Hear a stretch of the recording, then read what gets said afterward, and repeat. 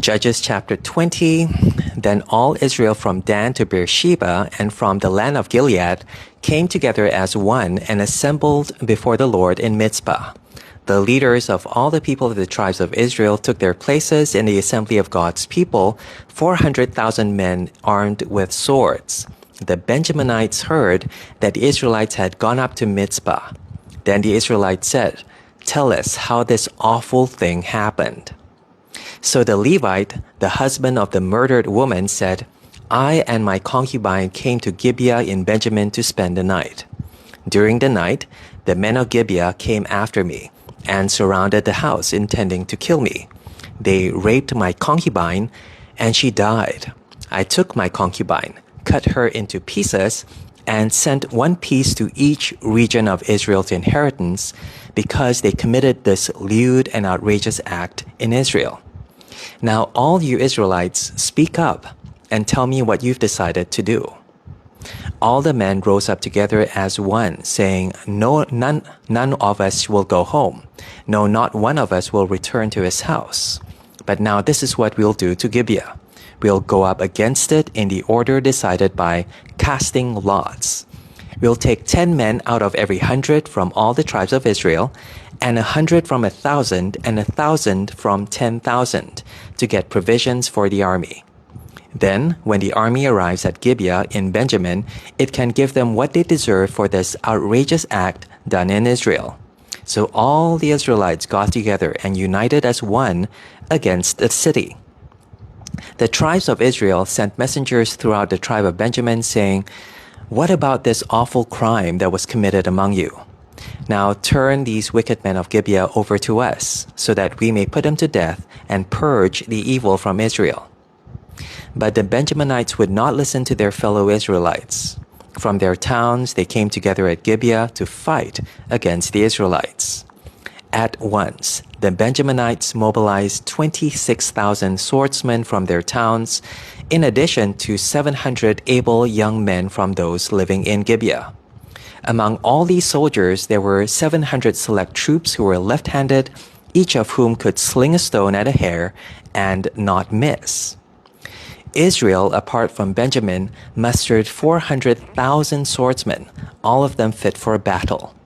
The Israelites went up to Bethel and inquired of God. They said, "Who of us is to go up first to fight against the Benjaminites?"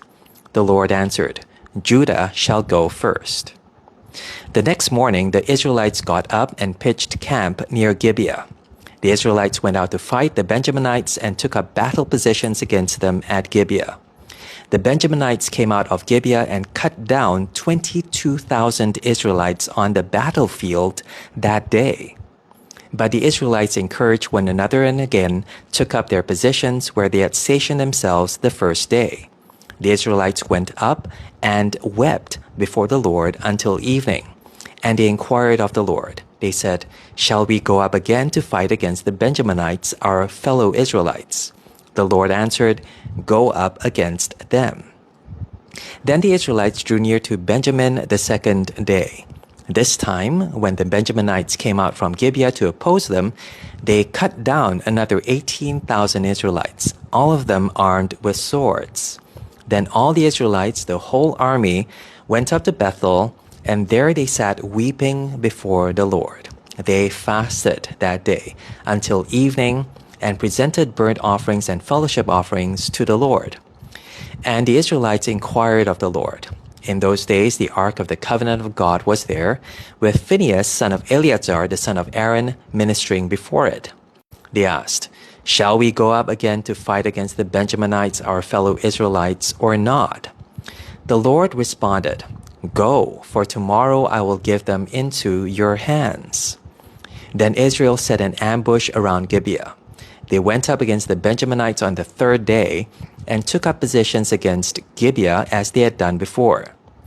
The Benjaminites came out to meet them and were drawn away from the city. They began to inflict casualties on the Israelites as before, so that about 30 men fell in the open field and on the roads, the one leading to Bethel and the other to Gibeah. While the Benjaminites were saying, "We are defeating them as before," the Israelites were saying, "Let's retreat and draw them away from the city to the roads. All the men of Israel moved from their places and took up positions at Baal Tamar, and the Israelite ambush charged out of its place on the west of Gibeah. Then 10,000 of Israel's able young men made a frontal attack on Gibeah. The fighting was so heavy that the Benjaminites did not realize how near disaster was. The Lord defeated Benjamin before Israel, and on that day the Israelites struck down 25,100 Benjaminites, all armed with swords. Then the Benjaminites saw that they were beaten. Now the men of Israel had given way before Benjamin because they relied on the ambush they had set near Gibeah. Those who had been in ambush made a sudden dash into Gibeah, spread out, and put the whole city to the sword. The Israelites had arranged with the ambush that they should send up a great cloud of smoke from the city, and then the Israelites would counterattack. The Benjaminites had begun to inflict casualties on the Israelites, about 30, and they said, "We are defeating them as in the first battle." But when the column of smoke began to rise from the city, the Benjaminites turned and saw the whole city going up in smoke. Then the Israelites counterattacked, and the Benjaminites were terrified because they realized that disaster had come on them. So they fled before the Israelites in the direction of the wilderness, but they could not escape the battle. And the Israelites who came out of the towns cut them down there.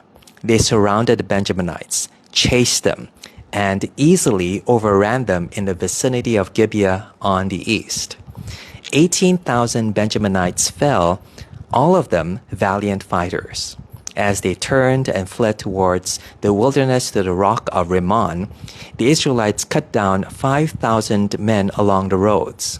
They kept pressing after the Benjaminites as far as Gidom and struck down 2,000 more. Verse 46, on that day, 25,000 Benjaminite swordsmen fell, all of them valiant fighters. But 600 of them turned and fled into the wilderness to the rock of Rimmon, where they stayed for 4 months. The men of Israel went back to Benjamin and put all the towns to the sword, including the animals and everything else they found.